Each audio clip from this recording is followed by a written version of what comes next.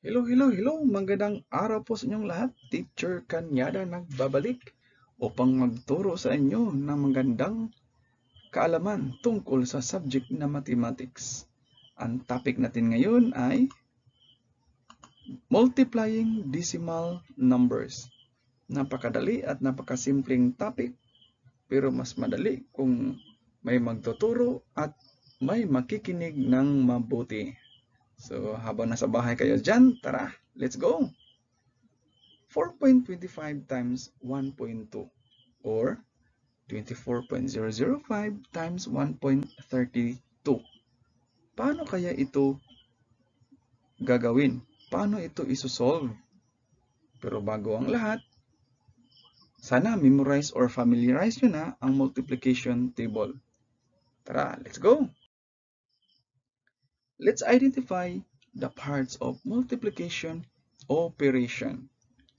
So, tingnan muna natin kung ano ang mga parts ng multiplication. Halimbawa, 4 times 2 equals 8. Ano yung 4 na yan? Yan ay tinatawag na multiplicand. Yung 2 na yan ay tinatawag na multiplier.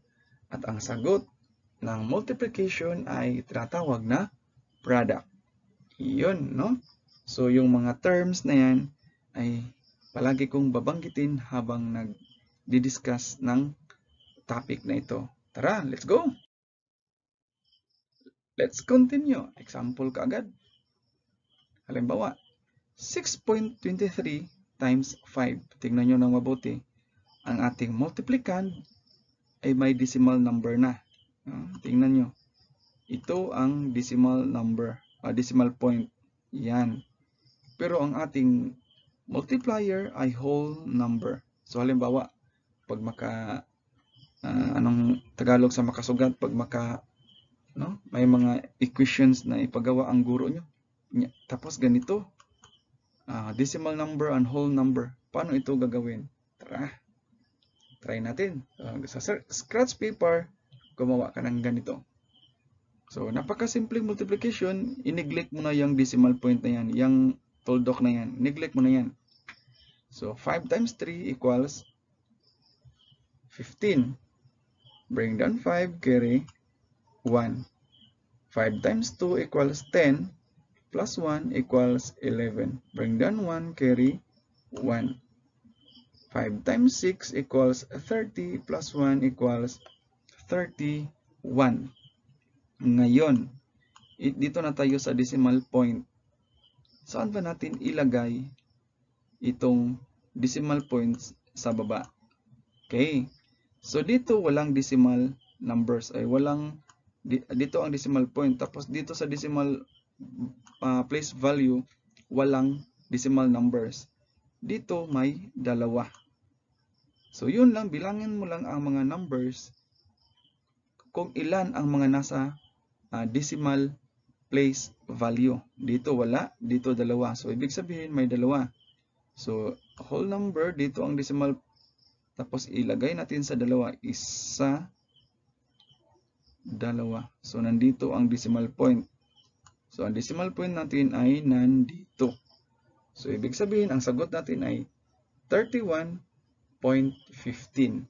So, yun ang sagot, final answer natin. So, naintindihan? Kung hindi pa masyadong naintindihan, try natin ang another example. Okay, go! Okay, so next example kaagad. Para mas masabdan or mas maintindihan natin kung paano ito isosolve. So, 4.25 times 1.2 equals blank. So, ibig sabihin, question mark. So, paano kaya ito gagawin? So, scratch paper or any paper will do. Gawa tayo ng ganyan. Yung mga decimal point na yan, neglect mo na yan. So, dito, puro na may decimal number or may decimal point. Okay, so ganyan na.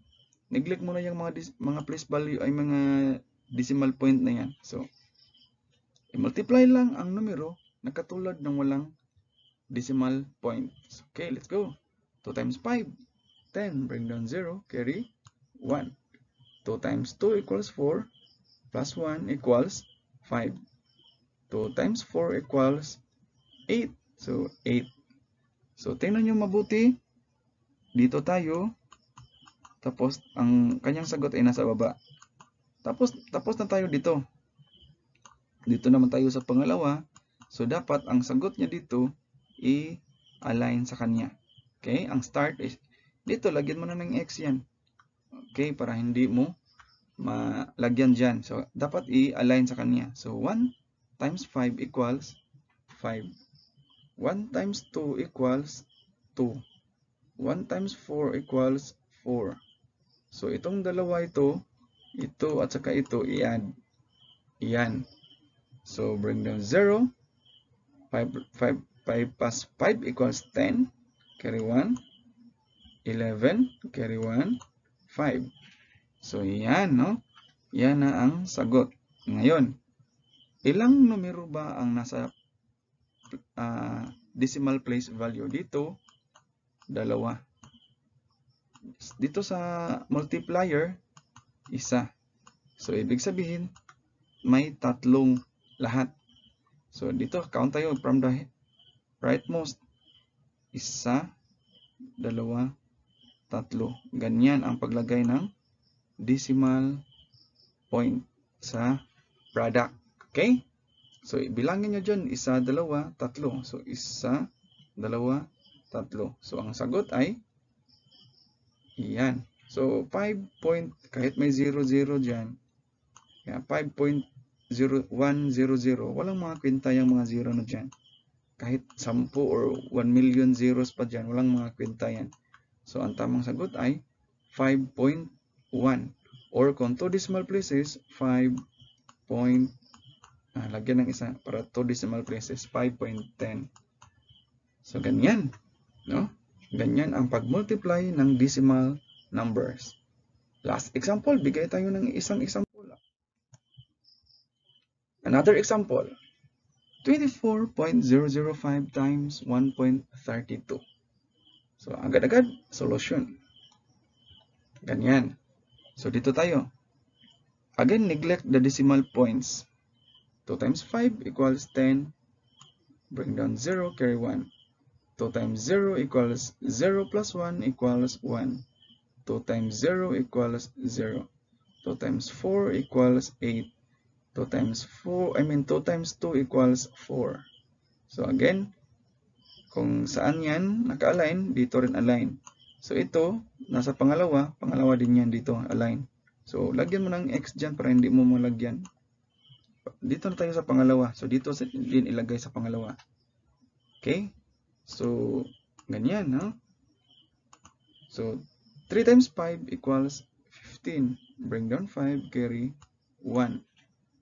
3 times 0 equals 0 plus 1 equals 1. 3 times 0 equals 0. 3 times 4 equals 12. Bring down 2, carry 1. 3 times 2 equals 6 plus 1 equals 7. Okay, tapos na tayo sa pangalawang numero. Dito naman tayo sa pangatlong numero. So, lagyan natin ng dalawang x dyan para hindi malagyan. Dito na tayo sa pangatlo dito. So, dyan mo ilagay sa baba, sa kanyang alignment. Okay, 1 times 5 equals 5. 1 times 0 equals 0. 1 times 0 equals 0. 1 times 4 equals 4. Parang salamin lang yan. 1 times 2 equals 2. So, lahat na yan, i-add natin. Yan. So, parang hagdan yan, may ganyan. Hagdan. Hagdan pababa. Yan. So, dito, delete natin to. Okay. So, yan. Malinis na. So, dito sa baba, i-plus na natin yan. Bring down 0. Yan, bring down 0. 1 plus 5. 1 plus 5. 8. 4 plus 2. 7 plus 4 equals 11. So, bring down 1, carry 1 equals 3. Okay. So, dito tayo sa decimal point. Okay. Dito.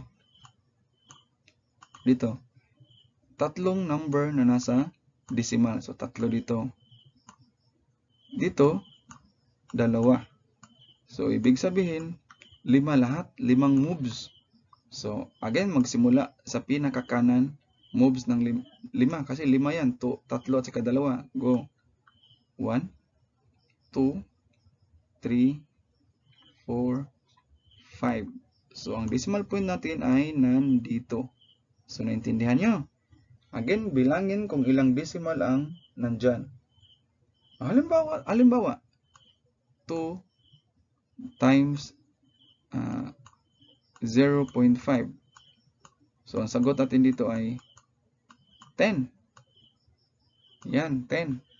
So, isa ang nasa decimal. So, isa din. Ganyan. So, ganyan, no?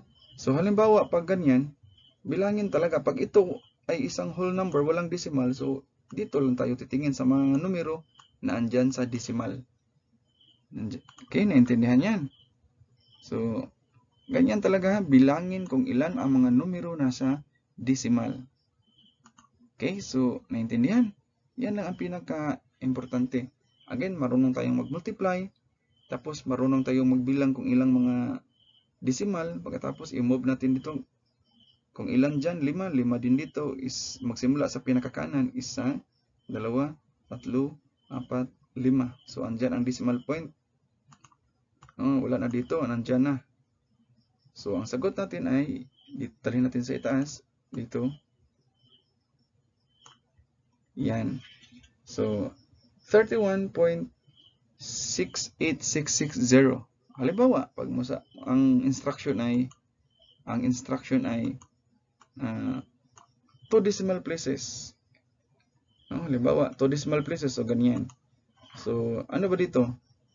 2 decimal places. Ganyan. Yan ang dalawa yan. Tingnan mo na, palitan natin ng kulay. Yan.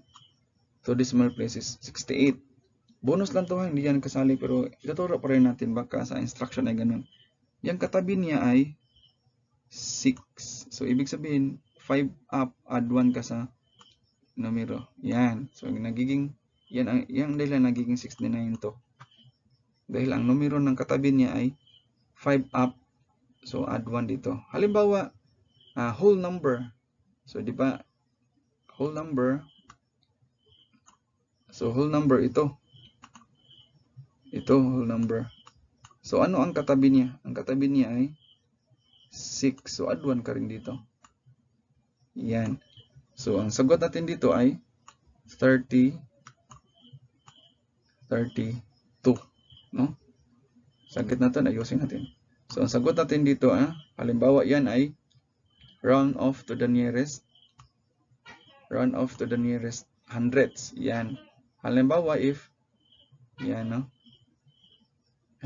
round off to the nearest whole number, so again, balikan ko dito, 6 ang nasa 6 ang katabi ng 1, so add 1 ka dito, so ay magiging 32.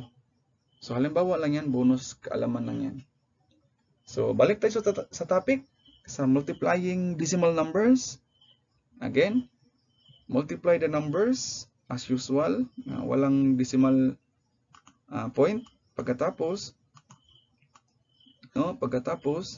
bilangin mo kung ilan ang nasa decimal. Katulad dito, 3 at saka dito 2, so 5.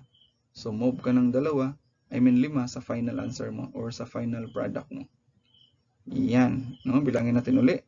3 dito, 2 dito, 5 lahat. So again, 1, 2, 3, 4, 5. So ganyan ang mga sagot, depende sa instruction or depende sa direction. So, sana may naintindihan kayo at salamat sa panonood. Huwag niyong kalimutan mag-subscribe, mag-share, at saka pindutin rin ang notification bell para sa ibang video natin. Teacher Kanyada, nagsasabing, kahit nasa bahay, keep safe, God bless, bye-bye!